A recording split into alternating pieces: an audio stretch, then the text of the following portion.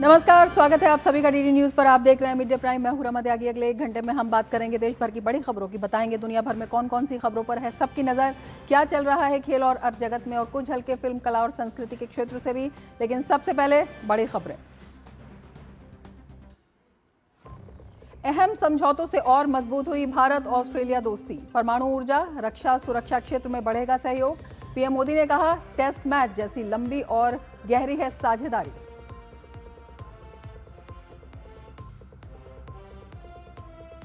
Bharat Australia आर्थिक साझेदारी को नई ऊंचाई पर ले जाने का आह्वान। पीएम मोदी ने किया ऑस्ट्रेलिया इंडिया सीईओ फोरम को संबोधित। ऑस्ट्रेलिया के निवेशकों को किया भारत में अवसरों का लाभ उठाने के लिए आमंत्रित।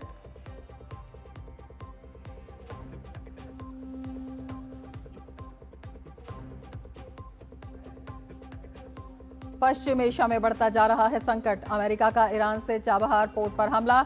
जवाब में ईरान ने भी कुवैत और बहरीन में अमेरिकी बेस पर साधा निशाना।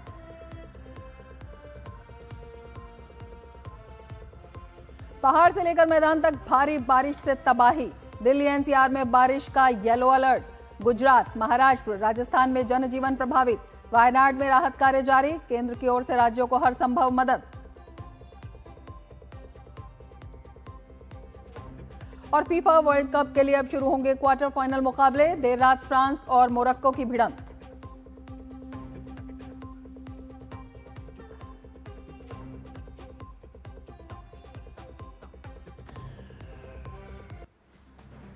भारत ऑस्ट्रेलिया की तीसरी वार्षिक सम्मेलन में हिस्सा लेने के बाद प्रधानमंत्री मोदी ने संयुक्त बयान के दौरान कहा कि दोनों देशों की साझेदारी सिर्फ वर्तमान तक सीमित नहीं बल्कि भविष्य की है। उन्होंने कहा कि दोनों देश जल्द ही एक समग्र आर्थिक सहयोग की दिशा में बढ़ रहे हैं।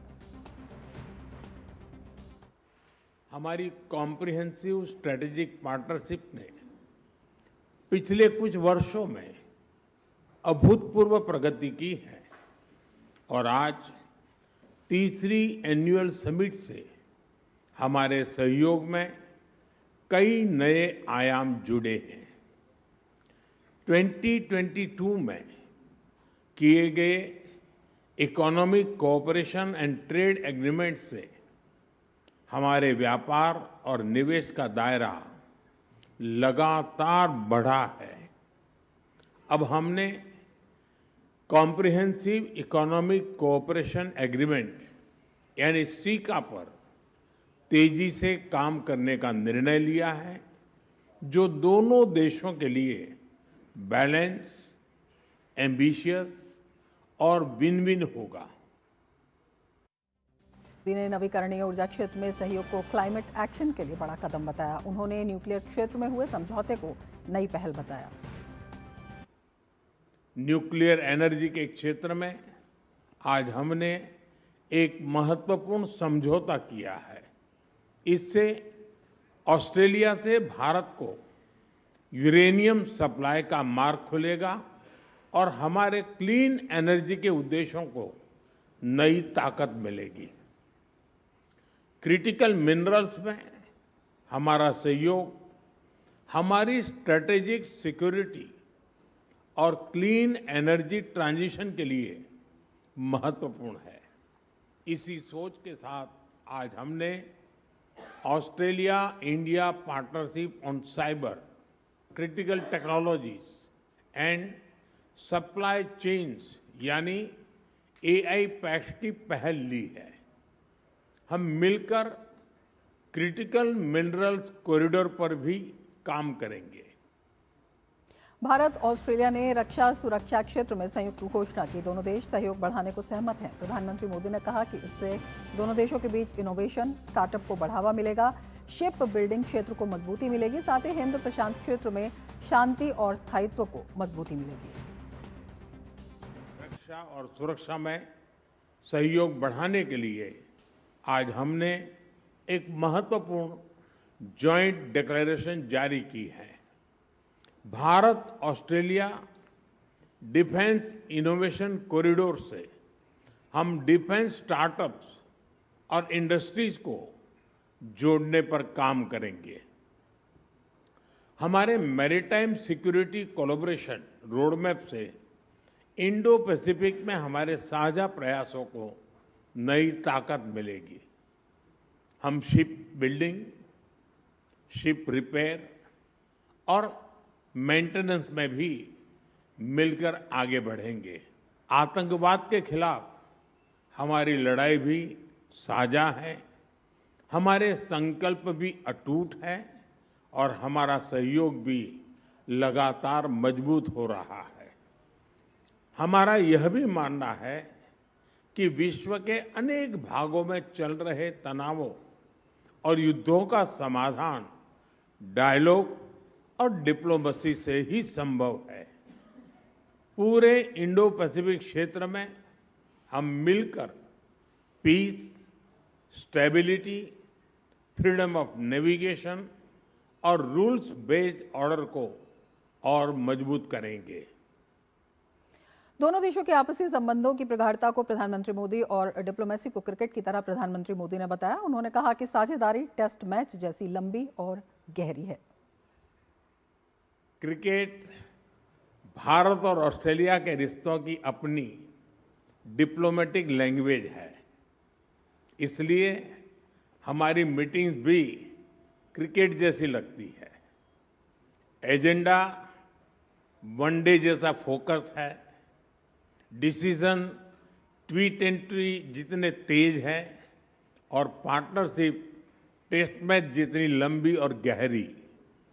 आने वाले वर्षों में दोनों देशों में ओलंपिक्स और कॉमनवेल्थ गेम्स जैसे बड़े स्पोर्टिंग इवेंट्स आयोजित किए जाएंगे। इससे हमारा खेल सहयोग तो बढ़ेगा ही, स्पोर्ट्स इंफ्रास्ट्रक्चर में निवेश की भी अनेक संभावनाएं बनेगी। ऑस्ट्रेलिया के प्रधानमंत्री एंथनी एल्बनीज ने प्रधानमंत्री नरेंद्र मोदी को करीबी दोस्त बताया। उन्होंने कहा कि प्रधानमंत्री मोदी के नेतृत्व में दोनों देशों के संबंध बेहद मजबूत हुए हैं। Australia and India are close partners and even closer friends. 6 years into our comprehensive strategic partnership, Australia's relationship with India has never been more consequential than it is today. With new landmark agreements, we are expanding our relationship across defence and security, education, science and technology, and energy security and critical minerals. Prime Minister Modi and I have released a joint declaration on defence and security cooperation to deepen our practical partnership. Australia values India as a top-tier security partner, and the declaration reflects our shared commitment to a peaceful, stable and prosperous Indo-Pacific region. We will boost strategic coordination, increase the complexity of our defence exercises and further build interoperability between our defence forces. We undertake to consult on defence-related developments in the Indo-Pacific that affect our shared interests.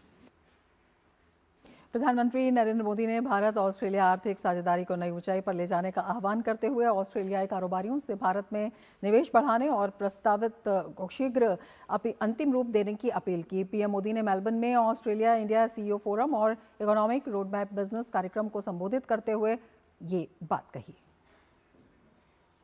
प्रधानमंत्री नरेंद्र मोदी और Australia के प्रधानमंत्री Anthony Albanese ने Melbourne में Bharat Australia CEO forum में हिस्सा लिया। दोनों नेताओं ने भारत और ऑस्ट्रेलिया के उद्योग जगत के प्रमुखों से भी मुलाकात की। इस अवसर पर प्रधानमंत्री मोदी ने कहा कि विश्व इस समय अनिश्चितता, आपूर्ति श्रृंखला में व्यवधान और ऊर्जा संकट के दौर से गुजर रहा है। ऐसे समय में भारत और ऑस्ट्रेलिया के लिए स्वाभाविक और विश्वसनीय साझेदार के रूप में आगे बढ़ना स्वाभाविक और आवश्यक है। प्रधानमंत्री मोदी ने कहा कि पिछले कुछ वर्षों में दोनों देशों ने अपनी शक्तियों का लाभ उठाते हुए भविष्य की साझेदारी के लिए एक मजबूत ढांचा तैयार किया है। बीते वर्षों में हमने दोनों देशों की क्षमताओं के साथ भावी साझेदारी का एक मजबूत फ्रेमवर्क तैयार किया है। साल 2022 में रिकॉर्ड समय में किए गए एक्टा समझौते से हमारी आर्थिक साझेदारी और सशक्त हुई है। इसके लागू होने के बाद भारत से ऑस्ट्रेलिया को एक्सपोर्ट डबल हुआ है और दोनों देशों के बिजनेसेस को नए मार्केट एक्सेस इसका लाभ मिला है। लेकिन हम यही नहीं रुके रहे। अब हम व्यापक सीका समझौता करने की तरफ आगे बढ़ रहे हैं। इन प्रयासों से दोनों देशों की सरकारों ने एक नया रनवे तैयार किया है।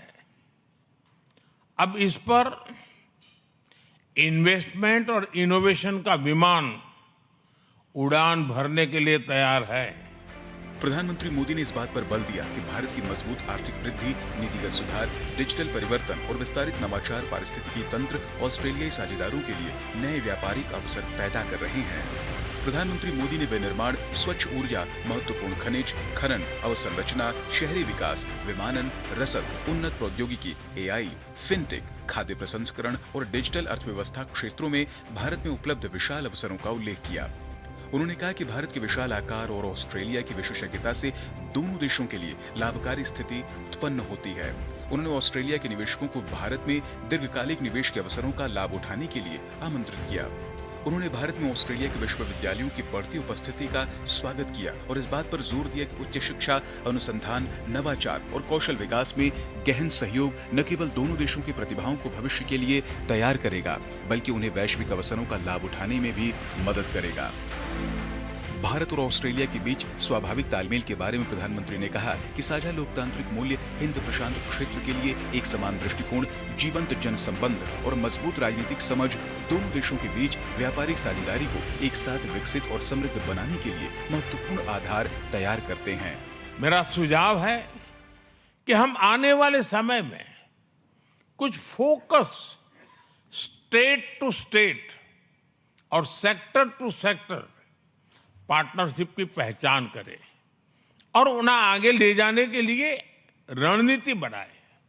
फ्रेंड्स, लोकतांत्रिक मूल्यों और इंडो पैसिफिक साझा विजन के आधार पर हमारे बीच गहरा स्ट्रेटेजिक कन्वर्जेंस बना है।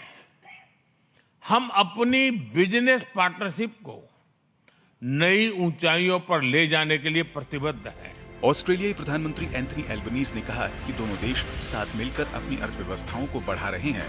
उन्होंने कहा कि दोनों देशों के लोगों के बीच आपसी संबंधों ने कई व्यावसायिक सफलताओं की कहानियों को संभव बनाया है। ऑस्ट्रेलिया के प्रधानमंत्री एंथनी एल्बनीज ने दोनों देशों के बीच संबंधों में आए बदलाव पर जोर दिया। उन्होंने पिछले एक दशक में संबंधों में आए बदलाव के लिए पीएम मोदी के नेतृत्व की सराहना की। For all the natural affinity of our histories and cultures, for all the broad affection between our peoples, the relationship between our countries was underdone. It was underexplored and it was under-examined. In the last decade or so, that has certainly changed for the better. Prime Minister Modi, your leadership and your personal engagement with Australia has been absolutely central to this change. And so has the drive and determination of the business leaders in this room. You are the living bridge between our nations, and your ambition and vision has helped to reshape the roadmap for Australia's economic engagement with India. Australia के पूर्व प्रधानमंत्री Scott Morrison ने PM Modi के साथ द्विपक्षीय मुलाकात की। उन्होंने प्रधानमंत्री नरेंद्र मोदी के नेतृत्व में ऑस्ट्रेलिया भारत संबंधों के काफी मजबूत होने की तारीफ की। प्रौद्योगिकी को साझा करने और औद्योगिक आपूर्ति श्रृंखला साझेदारी का जिक्र करते हुए मॉरिसन ने पीएम मोदी की ऊर्जा और विचारों की सराहना की। उन्होंने संबंधों को बेहतर बनाने का श्रेय उनके कार्यकाल को दिया और कहा कि भारत के साथ रिश्ते लगातार मजबूत हो रहे हैं। ब्यूरो इनपुट के साथ अरुण शर्मा की रिपोर्ट, डीडी न्यूज। प्रधानमंत्री नरेंद्र मोदी ने ऑस्ट्रेलिया की गवर्नर जनरल सैम मॉस्टन से मुलाकात की।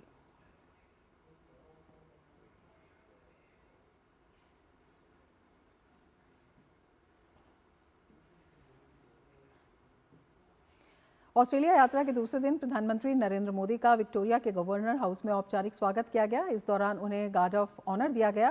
पीएम मोदी की ऑस्ट्रेलिया की ये तीसरी यात्रा है। भारत और ऑस्ट्रेलिया बदलती वैश्विक परिस्थितियों में करीब आए हैं और दोनों देश समान रणनीतिक हितों और व्यापक साझेदारी को साझा करते हैं। दोनों देशों के बीच कई क्षेत्रों में सहयोग का विस्तार हुआ है, जो भारत ऑस्ट्रेलिया संबंधों की मजबूती और विविधता को दर्शाता है।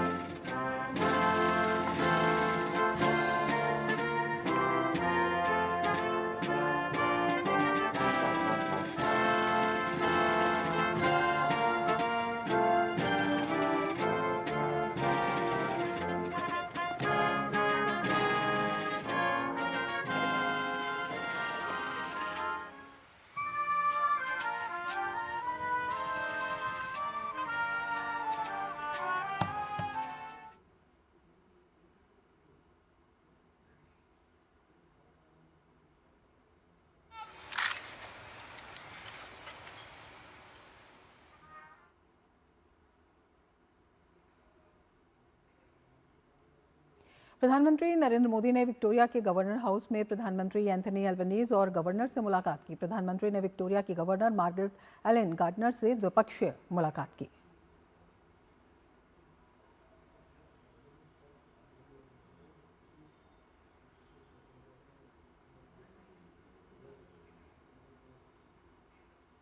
प्रधानमंत्री नरेंद्र मोदी ने मेलबर्न में ऑस्ट्रेलिया के प्रधानमंत्री एल्बनीज के साथ तीसरी वार्षिक शिखर वार्ता की। उन्होंने ऑस्ट्रेलिया के साथ गर्मजोशी भरे रिश्तों का जिक्र किया। प्रधानमंत्री एल्बनीज ने कहा कि दोनों देशों के बीच सहज विश्वास है और कई क्षेत्रों में साथ भी है। ऐसे में हम चाहते हैं कि 1+1 मिलकर काम करें। इस पर प्रधानमंत्री मोदी ने कहा कि एक बराबर में जब एक आ जाता है तब 11 हो जाते हैं और ऐसे में शक्ति कई गुना बढ़ जाती है।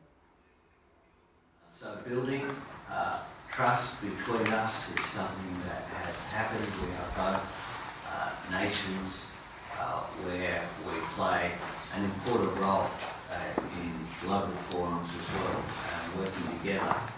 Our voices is more than 1+1=2 in this case, because we are reliable partners in the global forums. I think we can do so much more together. Excellency, आपने सही कहा, एक के पास एक है तो 2 होता है, लेकिन एक के साथ एक होता है तो 11 हो जाता है। और सच्चे अर्थ में आज भारत और ऑस्ट्रेलिया साथ साथ है, इसलिए एक के बगल में एक 2 नहीं हो रहा, एक के बगल में एक 11 हो रहा है। प्रधानमंत्री मोदी ने Bharat Australia economy cooperation and trade agreement में जिस तरह से दोनों देश आगे बढ़ रहे हैं वो सीका के लिए एक मजबूत ग्राउंड है, ये कहा। जिस तेजी से आपने यहाँ लागू किया, जमीन पर उतारा और सीका के लिए एक प्रकार से मजबूत ग्राउंड बना दिया है, और अब हमने बहुत तेजी से सीका में आगे बढ़ना चाहिए, क्योंकि हमारे लिए इतनी ऊंचाइयों को पाने का अवसर है, ये अवसर हमने गंवाना नहीं चाहिए। तो प्रधानमंत्री नरेंद्र मोदी ने कहा कि सीका किस तरह से महत्वपूर्ण है। दोनों देशों की जो मजबूत साझेदारी है उसे आगे बढ़ाने के लिए इसके साथ बेहद महत्वपूर्ण। प्रधानमंत्री मोदी ने ये भी कहा कि 1+1 2 होता है, लेकिन 1 के साथ जब 1 उसके बराबर मिलता है तो दोनों मिलकर 11 बन जाते हैं। और भारत और ऑस्ट्रेलिया के संबंध जो हैं इसी दिशा में आगे बढ़ रहे हैं, इसी तरह से मल्टीप्लाई हो रहे हैं। हमारे संवाददाता अरुण शर्मा मेलबर्न से इस वक्त हमारे साथ जुड़े हुए हैं और ज़्यादा जानकारी के साथ। अरुण, अगर देखें प्रधानमंत्री के संबोधन को तो किस तरह से जो प्रमुख टेकअवेज है उन्हें बताना चाहेंगे। प्रधानमंत्री ने कहा कि टेस्ट मैच की तरह जो ये संबंध है वो एक लंबी और गहरी साझेदारी है।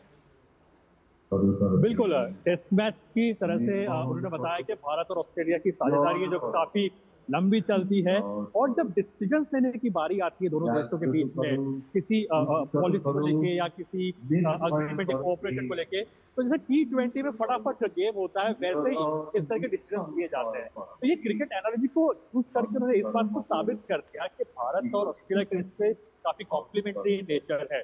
अभी हाल ही में अभी हमने प्राइम मिनिस्टर मोदी को सुना कि सीका का उन्होंने जिक्र किया। अब बहुत लंबे समय से एक्सपेक्टेशन है कि किस तरह से सीका जल्द से जल्द इम्प्लीमेंट हो। हम जानते हैं कि नेगोशिएशंस इस समय पर चल रही है, और एक्टा जो है वो 2022 में लागू हो गया था। उस दौरान हमने देखा कि भारत ऑस्ट्रेलिया के बीच में ट्रेड जो है लगभग $50 बिलियन के आसपास पहुंचा था।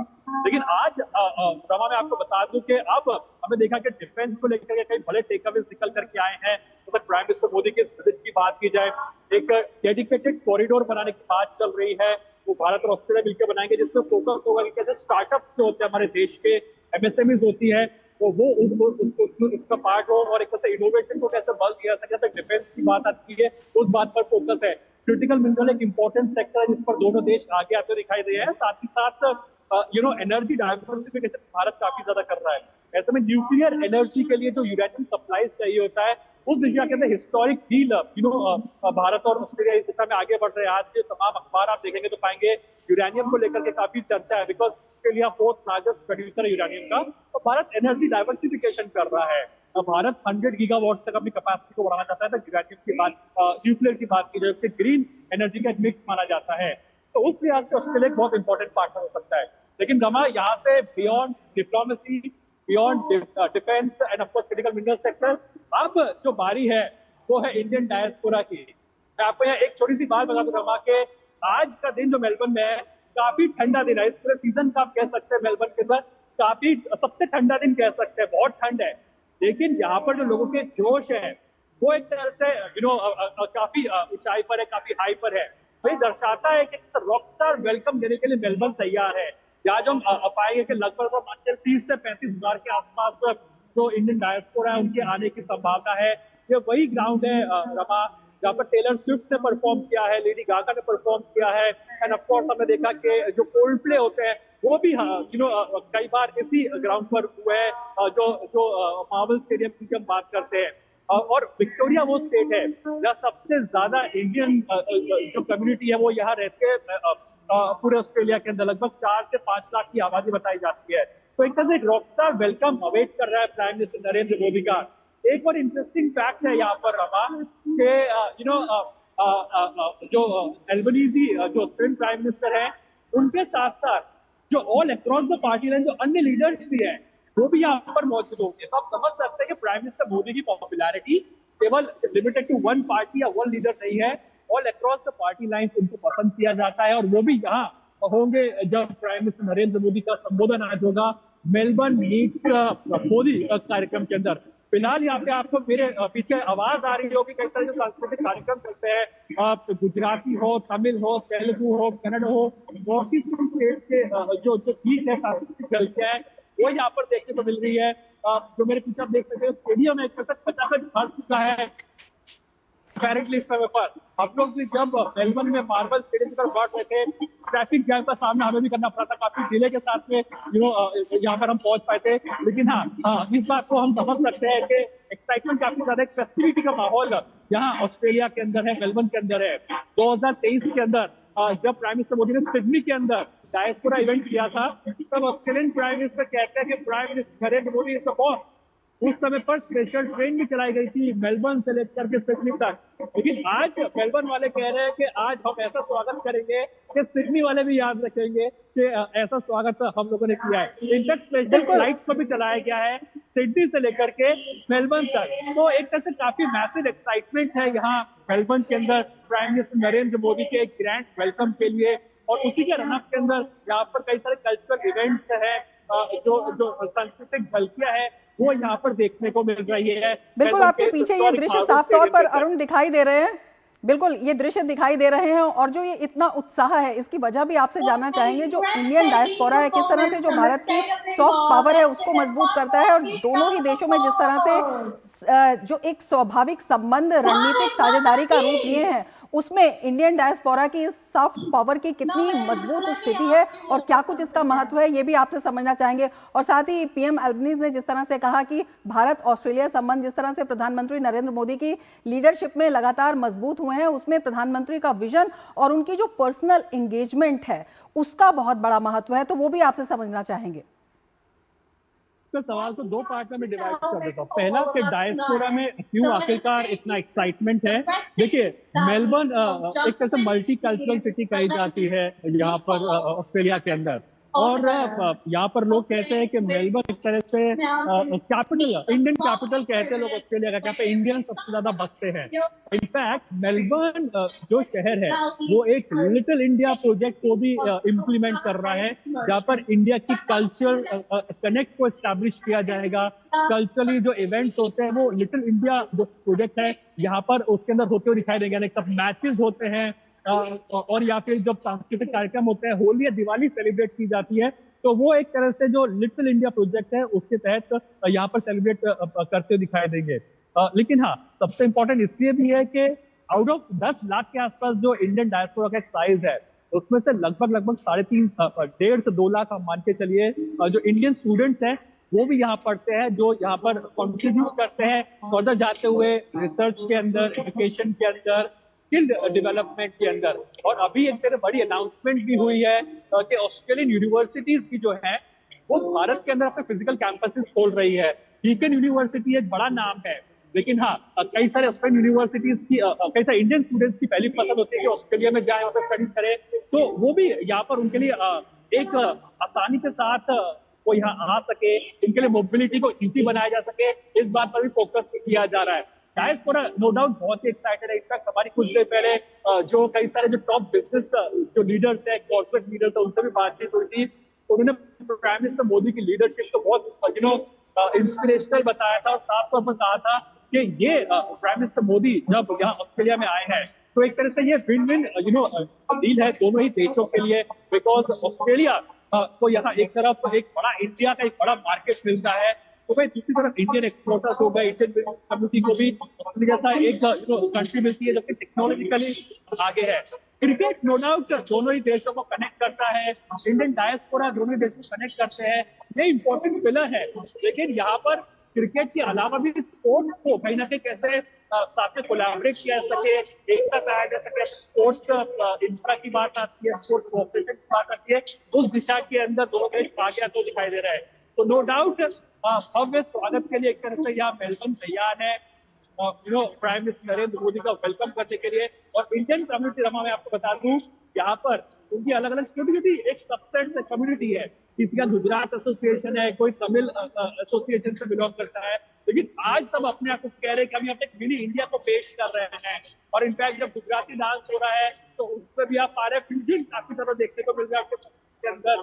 तो एक तरह से ये एक बड़ा मैसेज भी दिया जा रहा है कि जो यूनिटी इन डाइवर्सिटी है, जो कहते हैं कि अनेकता में भी एकता है, उसको कहीं ना कहीं भारत ऑस्ट्रेलिया के हिस्टोरिक मार्वल स्टेडियम से डिस्प्ले करता दिखाई दे रहा है।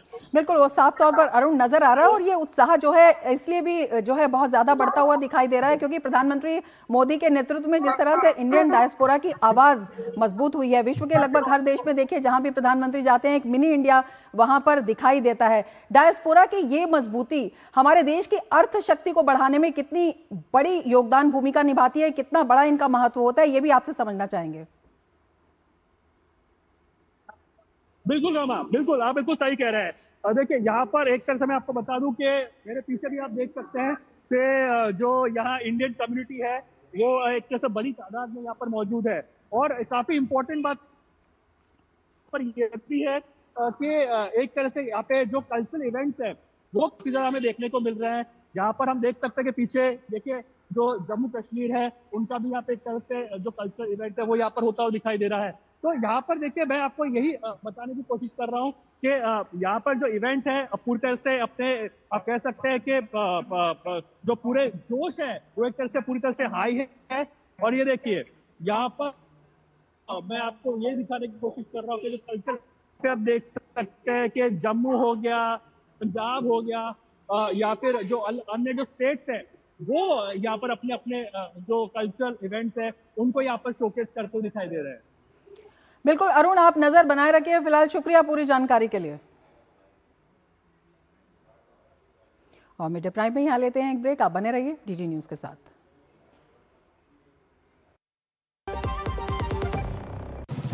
ओ हरी भैया, अरे वाह, खेतों में कौन सी फसल लगाए हो? 12 महीने कमा कर दे ऐसी फसल। क्या? मैंने नया व्यवसाय शुरू किया है। उसके लिए पैसे? इसमें किसी निवेश की जरूरत ही नहीं। अच्छा। मुखिया जी। अरे मुखिया जी, नमस्ते। अरे हरी, कब आ रहे हो? आप बस चलिए, मैं पहुंचता हूँ। अब मैं LIC एजेंट हूँ।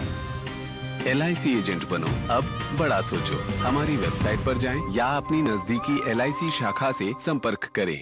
पढ़ता है, खेलता है, झूलता उछलता है, दौड़ता कभी कभी दौड़ कराता है, आगे आगे बढ़ता है इंडिया, अमूल दूध पीता है इंडिया। ब्रेक के बाद फिर से आपका स्वागत है। देश भर में मानसून का असर देखने को मिल रहा है। कहीं झमाझम बारिश ने लोगों को भीषण गर्मी से राहत दी है, तो कहीं जलभराव ने जनजीवन को प्रभावित किया है। आइए देश के अलग अलग हिस्सों से आपको मानसून की तस्वीरें दिखाते हैं। दिल्ली के इंडिया गेट में झमाझम बारिश हुई है। महाराष्ट्र के ठाणे में लगातार बारिश का दौर जारी है। कई निचले इलाकों में पानी भरने से जनजीवन प्रभावित हुआ है। वहीं गुजरात की बात करें तो गुजरात के सूरत में भारी बारिश हो रही है, जिससे जनजीवन अस्त-व्यस्त हो गया है। कई ग्रामीण इलाकों में पानी भर गया है। इन तस्वीरों में आप देख रहे हैं उत्तर प्रदेश का बुलंदशहर भी पानी पानी हो गया है। कुछ इलाके ऐसे हैं जहां पर जलभराव ने लोगों की परेशानी बढ़ा दी है। वहीं उत्तराखंड की बात करें तो हरिद्वार में मूसलाधार बारिश हुई है, जिससे जगह जगह कई इलाकों में पानी भर गया है। प्रशासन लगातार हालात पर नज़र बनाए हुए है। राजस्थान के धौलपुर का रुख करते हैं। यहाँ तेज़ बारिश के बाद कई इलाकों में पानी भर गया है। बारिश ने गर्मी से राहत तो दी है, लेकिन जनजीवन पर भी काफ़ी असर डाला है। कुल मिलाकर मानसून अब देश के अधिकांश हिस्सों में सक्रिय है। कहीं ये राहत लेकर आया है तो कहीं लोगों के लिए नई चुनौतियां भी खड़ी कर रहा है। तो ये मानसून की तस्वीरें देख रहे हैं देश भर से। ये दिल्ली के इंडिया गेट की तस्वीर है। उत्तर प्रदेश के बुलंदशहर की आप तस्वीर देख रहे हैं। महाराष्ट्र के ठाणे में किस तरह से जलभराव है ये भी आप देख रहे हैं। उत्तराखंड में हरिद्वार से ये तस्वीर आपको दिखाई दे रही है, जहाँ पर झमाझम बारिश हुई है और उसके बाद पानी भर गया है। सूरत और गुजरात के सूरत की ये दृश्य हैं। और देश के तमाम हिस्सों में तो बारिश कहीं राहत लेकर आई है गर्मी से, लेकिन कहीं कहीं लोगों के लिए परेशानी का सबब भी बन रही है। वहीं प्रशासन जो है लगातार नज़र बनाए हुए है। बात करते हैं दिल्ली NCR की, तो दिल्ली NCR में झमाझम बारिश का सिलसिला जारी है। कहीं जलभराव है तो कहीं ट्रैफिक ने लोगों की मुश्किलें बढ़ा दी हैं। आइए देखते हैं दिल्ली NCR में बारिश का ताज़ा हाल। इंडिया गेट में झमाझम बारिश का नज़ारा ये दिखाई दे रहा है, जहां तेज़ बारिश और ठंडी हवाओं ने लोगों को उमस भरी गर्मी से राहत दी है। लेकिन वहीं कई इलाके ऐसे हैं जहां पर जलभराव भी है और इस जलभराव ने लोगों की परेशानी बढ़ा दी है। अक्षरधाम में लगातार बारिश से सड़कों पर रेंगती हुई गाड़ियां नजर आ रही हैं। वहीं बुराड़ी की बात करते हैं तो वहां पर कई इलाकों में जलभराव देखने को मिला है। बारिश के चलते लोगों को आवाजाही में परेशानी का सामना करना पड़ रहा है। इसके साथ ही अगर गाजियाबाद की बात करें तो गाजियाबाद में भी मूसलाधार बारिश का असर साफ तौर पर दिखाई दे रहा है। कई सड़कों पर पानी भरने से यातायात धीमा पड़ गया है। नोएडा में कई प्रमुख मार्गों पर जलभराव और जाम की स्थिति बनी हुई नजर आ रही है। गुरुग्राम में भी तेज बारिश हुई है। बारिश से कई इलाकों में जल जमाव देखने को मिल रहा है। कुल मिलाकर दिल्ली NCR में मानसून ने जोरदार दस्तक दे दी है। तो दिल्ली NCR में ये बारिश के नज़ारे हैं। गर्मी से राहत ज़रूर मिली है, लेकिन अगर इंडिया गेट, गाजियाबाद, अक्षरधाम, नोएडा, बुराड़ी और गुरुग्राम के दृश्य देखते हैं तो जिस तरह से जलभराव है उसने आवाजाही में परेशानी ज़रूर खड़ी की है। दिल्ली के रोहिणी सेक्टर 16 में एक इमारत गिरने से अब तक 3 लोगों की मौत हो चुकी है। दिल्ली फायर सर्विस ने बताया कि अब तक मलबे से 4 लोगों को निकाला गया है। दिल्ली NCR क्षेत्र में लगातार बारिश के बीच बुधवार देर शाम रोहिणी में इमारत भरभरा कर गिर गई। इससे वहां अफरा तफरी मच गई। स्थानीय लोगों ने मलबे में दबे लोगों को निकालने की कोशिश की। इस दौरान घटना की सूचना मिलने पर दिल्ली पुलिस, दमकल विभाग और राहत और बचाव दल मौके पर पहुंच गए। मलबे में फंसे लोगों को निकालने के लिए युद्ध स्तर पर रेस्क्यू ऑपरेशन चलाया गया। फिलहाल इमारत गिरने के कारणों का पता नहीं चल पाया है। और हमारे संवाददाता मोहित शुक्ला हमारे साथ दिल्ली से जुड़े हुए हैं इस वक्त। मोहित, किस तरह से अगर दिल्ली में बारिश की बात करें, गर्मी से तो राहत मिली है, लेकिन किस तरह से कई इलाके ऐसे हैं जहां पर परेशानी भी बढ़ गई है और प्रशासन ने किस तरह के इंतजाम किए हैं इस परेशानी से निजात के? देखिए रमा, सबसे पहले आपको बताना चाहूंगा कि राजधानी दिल्ली एनसीआर समेत समूचे उत्तर भारत में दक्षिण पश्चिम मानसून पूरी तरीके से सक्रिय हो गया है। यही वजह है कि राजधानी दिल्ली का इलाका हो, एनसीआर का इलाका हो, एनसीआर में खासतौर पर गाजियाबाद हो, फरीदाबाद हो, नोएडा हो, गुड़गांव हो, ये ऐसे तमाम इलाके हैं जहां पर कल देर रात से ही झमाझम बारिश देखने को मिल रही है। इंतजामात की अगर आप बात करती हैं तो मिंटो रोड ये वो इलाका हुआ करता था एक समय में जो हमेशा कहीं ना कहीं आप देखते थे वाटर लॉगिंग की समस्या से दो चार यहां होना पड़ता था, वाटर लॉगिंग की समस्या यहां झेली जाती थी। लेकिन अब बहुत सारी चीजें हमें परिवर्तित दिखाई पड़ रही हैं। मिंटो रोड इलाके में आपको पानी नहीं भरा हुआ दिखाई पड़ेगा। ठीक उसी तरीके से आप मयूर विहार के इलाके में जाइए, आप पड़पड़गंज के इलाके में जाइए, आप अक्षरधाम के इलाके में जाइए, आप आउटर दिल्ली में जाइए, रोहिणी, बुराड़ी, नरेला, बवाना, रिठाला, ये तमाम ऐसे इलाके हैं जहां पर आपको इस समय रोडें साफ दिखाई पड़ रही हैं। पिछली बार हमने देखा था बसदेव घाट का इलाका हमने देखा था, या 2021 का ही आप जिक्र कर लीजिए किस तरीके से दिल्ली पर आप सड़कों पर नाव चल रही थी। लेकिन इस बार स्थिति वैसी नहीं है, इंतजामात अच्छे किए गए हैं। आप समझिए कि दिल्ली के कई ऐसे विधायक हैं, खासतौर पर आप अनिल कुमार की बात कर लीजिए, दूसरे विधायकों की बात कर लीजिए, पड़पड़गंज के विधायक की बात कर लीजिए, मैंने उनको खुद रात में रोडों पर काम करते हुए वाटर लॉगिंग से लोग उसमें ना फंसे उनसे निजात दिलाने के लिए खुद उनको मैंने ऑन ग्राउंड देखा है। इसके अलावा अगर आप बात करें राजधानी दिल्ली में तो मुंगेशपुर वो इलाका है जहां सबसे कम मिलीमीटर बारिश दर्ज की गई, यानी कि लगभग 41 के 51 के आसपास मिलीमीटर बारिश दर्ज की गई है। लेकिन मयूर विहार इलाके की अगर हम बात करें तो वहां पर लगभग 130 मिलीमीटर बारिश दर्ज की गई है। ठीक इसी तरीके से दिल्ली के खजूरी इलाके में 160 मिलीमीटर बारिश दर्ज की गई। तो दिल्ली में भी मानसून अटखेलियां कर रहा है, आंख मिचौलियां कर रहा है, यानी खजूरी इलाके में ज्यादा बारिश होती है, मयूर विहार में थोड़ा उससे कम, और ठीक उसी तरीके से मुंगेशपुर इलाके में थोड़ा सा और कम होती है। लेकिन अगले 2-4 दिन दिल्ली लोग के लिए बहुत ही ज्यादा परेशानी वाले हो सकते हैं, क्योंकि मौसम विभाग की तरफ से रमा रेड अलर्ट जारी किया गया है। यानी कि दक्षिण पश्चिम मानसून ये कह रहा है कि अभी वो कम से कम जाने वाला नहीं है, तो आपको इंतजार करना पड़ेगा। लेकिन जो रोहिणी में जिस तरीके से दुर्भाग्यपूर्ण घटना हुई, जिस तरीके से वहां पर प्राकृतिक आपदा आई, या आप कह सकते हैं कि इन तमाम चीजों को हमें देखना पड़ेगा, समझना पड़ेगा, इसके लिए तैयार भी रहना पड़ेगा। एनडीआरएफ की टीमें वहां पर डिप्लॉय हैं, प्रशासन की क्या तैयारी की गई, तो आप इंतजामात जी प्रशासन ने इस दिशा में क्या इंतजाम किए हैं? क्या कुछ दिशा निर्देश भी जारी किए गए हैं? जिस तरह से आप बता रहे हैं कि आने वाले समय में जो बारिश है वो और तेज हो सकती है, और जिन इलाकों में जलभराव है, जहां पर वाहन रेंगते हुए नजर आ रहे हैं, तो क्या कुछ प्रशासन के इंतजाम है? मैं आपको बताऊं कि दिल्ली सरकार की तरफ से या फिर जो तमाम महकमे हैं, दिल्ली पुलिस, दमकल विभाग की तरफ से, क्योंकि कल की जो रोहिणी की घटना है उसको देखते हुए ये सारे जो है अलर्ट मोड पे हैं। खासतौर पर अगर आप यमुना के फ्लड वाले इलाके की बात कीजिए, आप उस इलाके की बात कीजिए जो बसदेव घाट का इलाका है, कालिंदी कुंज का इलाका है, आईटीओ घाट का इलाका है, ऐसे तमाम इलाकों में इन किनारों पर, इनके घाटों पर पहले ही सिल्ट निकालने का काम किया जा चुका था। लेकिन अभी भी दिल्ली जो बोट क्लब है उसके आसपास नावों को एक्टिव रखा गया है। उसके अलावा आप समझिए कि जो सिंचाई महकमा है या फिर दूसरे ऐसे जो एसडीआरएफ की टीमें हैं उनको भी अलर्ट मोड पर रखा गया है, क्योंकि पिछली बार हमने देखा था कि भले ही इंतजामात बहुत अच्छे थे, लेकिन ये जो इस तरीके की चीजें होती हैं ये प्राकृतिक होती हैं, पानी पर किसी का जोर नहीं होता है। इंतजामात हर बावत किए जाते हैं, लेकिन कई मरतबा ऐसा हो जाता है कि जब प्रकृति की मार पड़ती है तो इस तरीके की चीजें हम देखते हैं। मान लीजिए अभी 60 या 160 मिलीमीटर बारिश दर्ज होती है, लेकिन अचानक से अगर ये रेड अलर्ट जारी किया गया है और बहुत ज्यादा मात्रा में अगर ये बारिश हो जाए तो फिर आप समझिए कि फिर उसके लिए इंतजामात भी नाकाफी पड़ जाते हैं। तो ऐसे में तमाम दिल्ली सरकार के महकमे जो हैं वो अलर्ट मोड पर हैं। इसके अलावा लोगों से भी एहतियात किया ये कहा गया है कि आप ऐसे इलाकों में मत जाइए जो कि बहुत ही ज्यादा सक्रिय हैं, या फिर जहां पर पुरानी बिल्डिंगें हैं या कंस्ट्रक्शन का काम है, क्योंकि कई सारी बिल्डिंगों में आपने देखा होगा जहां पर अगल बगल आजू बाजू में कंस्ट्रक्शन का काम चल रहा है, वहां पर नींव में पानी भरने की घटनाएं सामने आती हैं, जिसकी वजह से बिल्डिंग कोलैप्स होने की कई घटनाएं अतीत में सामने आ चुकी हैं। तो ऐसी कंस्ट्रक्शन साइट पर भी अलर्ट जारी किया गया है। साफ तौर पर जो तमाम जो नोडल एजेंसीज हैं, जो सिविक बॉडीज हैं, वो इसके ऊपर नजर बनाकर रखे हुए हैं कि किसी भी तरीके से कोई इस तरीके की घटना ना हो। लेकिन इतना जरूर है कि देर रात से ही दिल्ली में बारिश हो रही है, यमुना का जलस्तर बढ़ रहा है। इसके अलावा जो तमाम इलाके हैं जिसका मैं जिक्र पहले कर चुका हूं, हूं, इन तमाम इलाकों में आम आदमियों की अब वहां पर जाने की मनाही है। जैसे बसदेव घाट है, उसको ही पूरी तरीके से बैरिकेड कर दिया गया है। वहां पर लोग पहले अपने परिवार के साथ जाते थे, लेकिन अब वहां पर जलस्तर बढ़ रहा है और देर रात से बारिश हो रही है तो और ये ज्यादा जलस्तर बढ़ेगा। तो ऐसे तमाम इलाकों में एहतियातन ये एडवाइजरी जारी की गई है, इससे दूर रहने के लिए कहा गया है।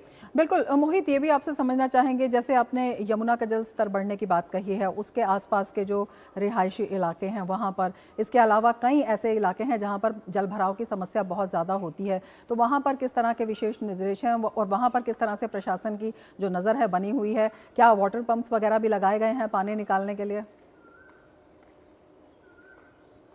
बिल्कुल लगाए गए हैं। मैं बसदेव घाट का जिक्र करता हूं, सोनिया विहार पुस्ते का जिक्र करता हूं, ISBT कश्मीरी गेट का जिक्र करता हूं, या फिर आप ITO का जिक्र करें या फिर मिंटो रोड इलाके का जिक्र करें। ये ऐसे इलाके हैं जहां पर जेट पंप लगाए गए हैं और इससे पहले भी पिछले साल भी हमने देखा था कि वाटर लॉगिंग की समस्या न हो, तो इंतजाम पिछले साल भी थे, इस बार भी इंतजाम हैं। लेकिन एक सबसे बड़ी बात है जिसको मैं खासतौर पर जिसका जिक्र करना चाहूंगा, आपने देखा होगा कि रमा जो पहले हुआ था कि पूर्ववर्ती सरकारों में कि जो ITO के जो गेट थे उस समय वो खुल नहीं पाए थे, तो उसके वजह से क्या हुआ कि जो दिल्ली में फ्लड जैसी सिचुएशन आ गई। लेकिन पिछली साल ही आपने देखा कि कैसे युद्ध स्तर पर बड़ी बड़ी हाइड्रा और हाइड्रोलिक मशीनें लगाकर वहां पर सफाई का काम किया गया था। खुद CM रेखा गुप्ता ने मौके पर जाकर आप समझिए कि वहां पर भ्रमण किया था। उसके अलावा जो गेट थे उनको भी खोल दिया गया था। सिल्ट निकालने का काम, गाद निकालने का काम पिछले 1 साल से चल रहा है। यमुना क्लीनिंग का काम चल रहा है, इसके लिए विशेष तौर पर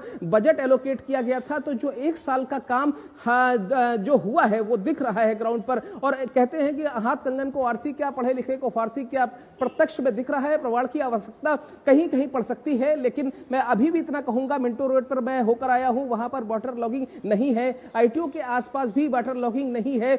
हाँ, कुछ एक ऐसे इलाके हैं जो दिल्ली के ग्रामीण इलाके हैं, वहां पर थोड़ी बहुत वाटर लॉगिंग की समस्या हो सकती है, लेकिन वहां भी MCD के कर्मचारी, सफाई कर्मचारी, स्वच्छता मित्र लगातार सुबह से ही लगे हुए हैं। मैं सुबह नोएडा से जब आ रहा था तो तेज बारिश में मैंने देखा कि अक्षरधाम और आसपास के इलाके में स्वच्छता मित्र जो हमारे थे वो लगे हुए थे तेज बारिश में। लगातार जो हमारे सीवर हैं उनको वो चेक कर रहे थे, या फिर कहीं कोई ब्लॉकेज तो नहीं है उसको चेक कर रहे थे, उनको खोलने का काम भी लगातार वो कर रहे थे। तो मैं कहूंगा कि इस बार ग्राउंड पर काम हो रहा है। कोशिश यही है, क्योंकि अगर आप समझिए वाटर लॉगिंग होती है तो महज ये हमारी और आपकी ही रफ्तार नहीं रुकती है, पूरी राजधानी की रफ्तार रुक जाती है, दिल्ली की रफ्तार रुक जाती है। लेकिन वो रफ्तार ना रुके इसके लिए तमाम जो सिविक बॉडीज हैं, नोडल एजेंसियां हैं, तमाम विधायक, सांसद, तमाम जो ऑन ग्राउंड लोग उतरे हुए हैं, प्रशासन ने भी कमर कसी हुई है, जिसका असर आप कह रहे हैं देखने को मिल रहा है। प्रयास किए जा रहे हैं। नजर बनाए रखिए मोहित, बहुत शुक्रिया तमाम जानकारी के लिए।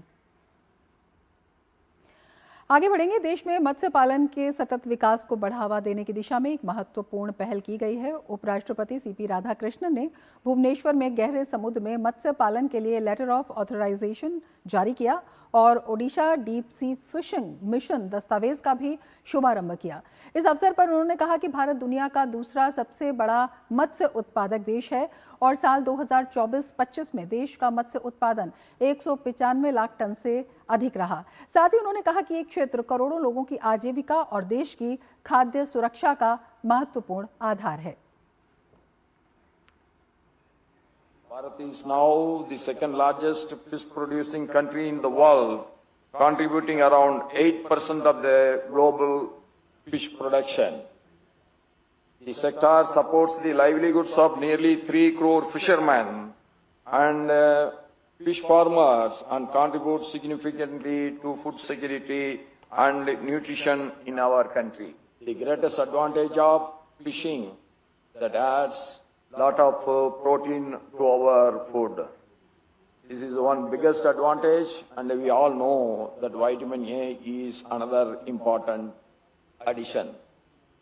India's fish production reached more than 195 lakh tons in 2024 and 25, showing the remarkable strength of India in this particular sector. और अब देखेंगे खबरें खेल जगत की। खेल जगत की खबरों के साथ गौरव हमारे साथ जुड़ चुके हैं। गौरव, क्या कुछ खास खेल की खबरों में आज? वैसे तो फीफा की धूम है, लेकिन क्रिकेट भी जो है वो कहीं ना कहीं अपनी जगह बनाता हुआ दिख रहा है। तो भारत और इंग्लैंड के बीच 5 मैचों की T20 सीरीज का चौथा मुकाबला आज ब्रिस्टल के काउंटी ग्राउंड में खेला जाएगा। भारतीय समय के अनुसार ये मुकाबला देर रात 10 बजे से खेला जाएगा। भारत के लिए ये मुकाबला करो या मरो का है। अगर भारतीय टीम आज हारती है तो टीम इंग्लैंड के खिलाफ ये सीरीज गंवा देगी। 2018-19 के बाद ये पहला मौका होगा जब भारतीय टीम लगातार 2 T20 सीरीज हार सकती है। आज के मुकाबले में 15 साल के वैभव सूर्यवंशी से बड़ी पारी की उम्मीद रहने वाली है। उन्होंने अपने शुरुआती 2 T20 इंटरनेशनल मुकाबलों में 14 और 13 रन बनाए हैं, यानी अब तक 2 मैचों में सिर्फ 27 रन ही वो बना सके हैं। वहीं बतौर कप्तान श्रेयस अय्यर को पहली जीत का इंतजार रहेगा। इंग्लैंड सीरीज में 2-0 से आगे है। पहला मुकाबला बारिश के चलते बेनतीजा रहा था, जबकि दूसरे और तीसरे T20 में मेजबान इंग्लैंड ने जीत हासिल की थी। और अब रुक कर लेते हैं फुटबॉल विश्व कप का, जहां फीफा विश्व कप में क्वार्टर फाइनल का बिगुल आज देर रात बज जाएगा और पहला मुकाबला जो होगा वो फ्रांस बनाम मोरक्को के बीच होगा। एक और फ्रांस का रुतबा है तो दूसरी ओर इतिहास रचने का हौसला लिए मोरक्को की टीम। 2022 विश्व कप के सेमीफाइनल में फ्रांस ने मोरक्को का सपना तोड़ा था। ऐसे में अफ्रीकी दिग्गज उस सेमीफाइनल में मिली हार का हिसाब चुकता करने के इरादे के साथ मैदान पर होंगे। इस मुकाबले में फ्रांस का दमदार अटैक और मोरक्को का अनुशासित डिफेंस भी देखने को मिल सकता है। फ्रांस बनाम मोरक्को, किसकी होगी सेमीफाइनल में एंट्री? विश्व फुटबॉल के महासंग्राम में अब हर मुकाबला करो या मरो का है। एक तरफ फ्रांस, दूसरी तरफ अफ्रीका की सबसे बड़ी उम्मीद मोरक्को। फ्रांस तीसरी बार विश्व चैंपियन बनने की राह पर है, जबकि मोरक्को पूरे अफ्रीका के लिए नया इतिहास लिखने निकला है। 2022 सेमीफाइनल की यादें फिर होंगी ताजा।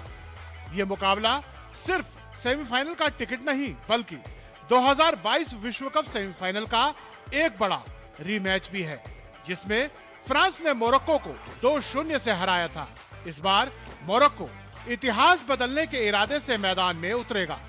फ्रांस ने अब तक प्रतियोगिता में शानदार प्रदर्शन करते हुए पहले स्वीडन को 3-0 से हराया और फिर प्री क्वार्टर फाइनल में पराग्वे को 1-0 से मात देकर अंतिम 8 में जगह बनाई। दूसरी ओर मोरक्को ने पहले नीदरलैंड्स को पेनल्टी शूटआउट में हराया और फिर कनाडा को 3-0 से शिकस्त देकर लगातार दूसरी बार विश्व कप के क्वार्टर फाइनल में जगह बनाई। यूरोप की ताकत या अफ्रीका का जज्बा? फ्रांस की सबसे बड़ी ताकत उसका आक्रमण है।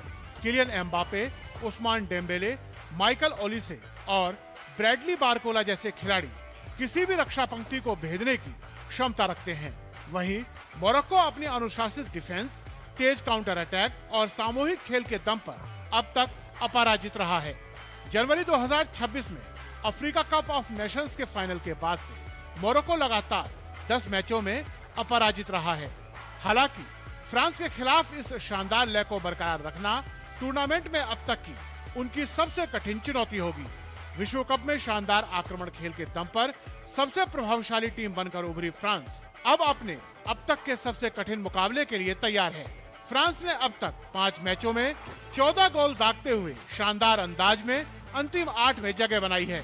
टीम के कप्तान किलियन एम्बापे बेहतरीन फॉर्म में है और अकेले 7 गोल कर चुके हैं। एम्बापे उन 4 स्टार स्ट्राइकों में शामिल हैं जो टूर्नामेंट में गोल्डन बूट बनने की दौड़ में सबसे आगे हैं। दूसरी ओर मोरक्को भी पूरी तैयारी और आत्मविश्वास के साथ मैदान में उतरेगा। टीम के गोलकीपर यासिन बुनू ने विश्व कप में अब तक शानदार प्रदर्शन किया है। वहीं अशरफ हकीमी दुनिया के सर्वश्रेष्ठ राइट बैक खिलाड़ियों में गिने जाते हैं।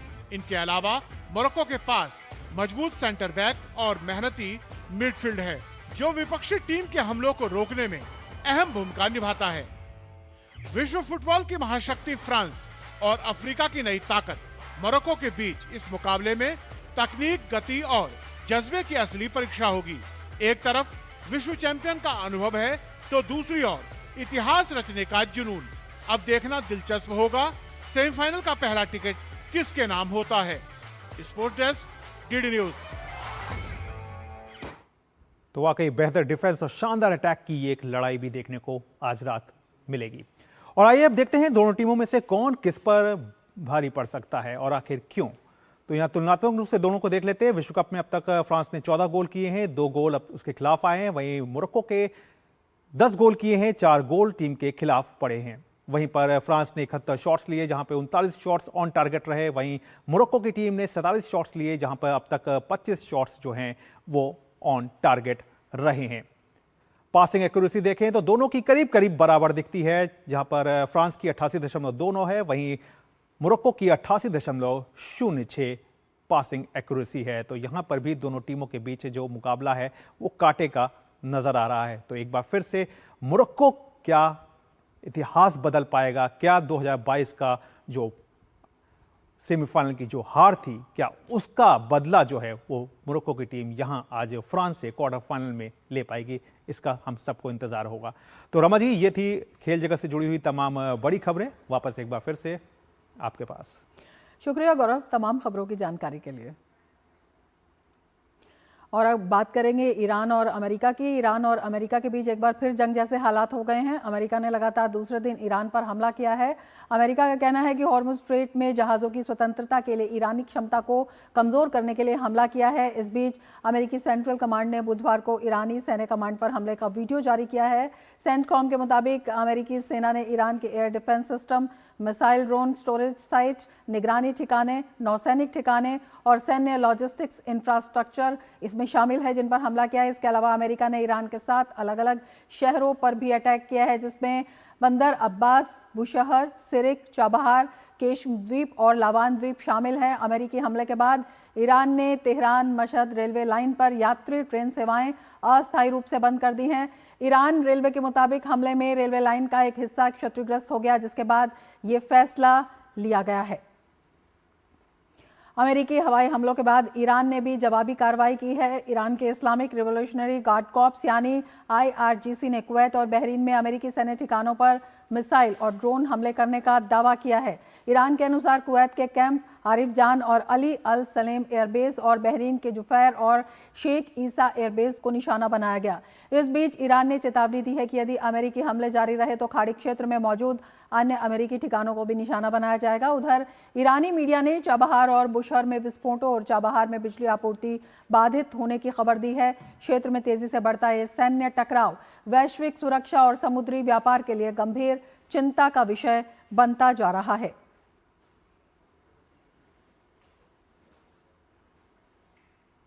ईरान के साथ तनाव पर अमेरिकी राष्ट्रपति डोनाल्ड ट्रंप ने कहा कि अमेरिका ईरान को 20 गुना ताकत से जवाब देगा। ईरान समझौता चाहता है, लेकिन अब मुझे तेहरान पर भरोसा नहीं है।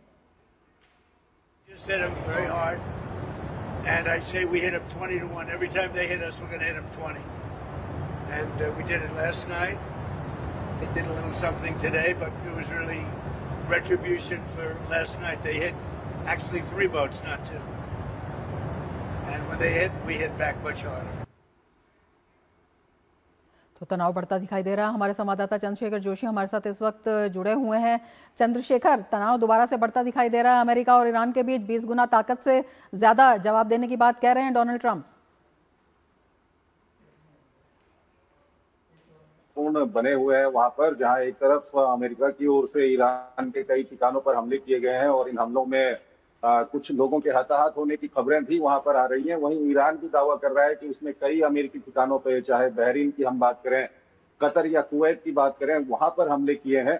तो कुल मिलाकर हालात ये काफी चिंताजनक बने हुए हैं और इस सबके बीच जो अमेरिकी राष्ट्रपति डोनाल्ड ट्रंप की ओर से एक बार संकेत दिया गया है कि ईरान की ओर से एक बार फिर डील करने की इच्छा जताई गई है, तो ये एक थोड़ा सा इस पूरे संकट के बीच ये एक थोड़ा सा इसको एक पॉजिटिव संकेत कहा जा सकता है। लेकिन हालात की हम बात करें तो काफी खराब ये हालात हो चुके हैं। ये हालात उसी जगह पर पहुंच चुके हैं जहां पर ये बातचीत पहले शुरू हुई थी और इसका कहीं न कहीं ये मतलब निकल रहा है कि अमेरिका और ईरान के बीच में जो बातचीत चल रही थी और एक MOU दोनों के बीच में हुआ था और उसके बाद एक फाइनल समझौते पे पहुंचने की जो बात की जा रही थी, तो वो फाइनल समझौते पे पहुंचना काफी मुश्किल हो रहा है दोनों पक्षों के लिए। कहीं न कहीं इसका ये मतलब निकलता है, क्योंकि चाहे हम परमाणु मामले की बात करें या उसके अलावा हॉर्मुज़ की बात करें, इसको लेकर के दोनों पक्षों के बीच में कई तरह के विवाद बने हुए हैं। और ये जो ताजा विवाद शुरू हुआ है ये हॉर्मुज को लेकर के शुरू हुआ है।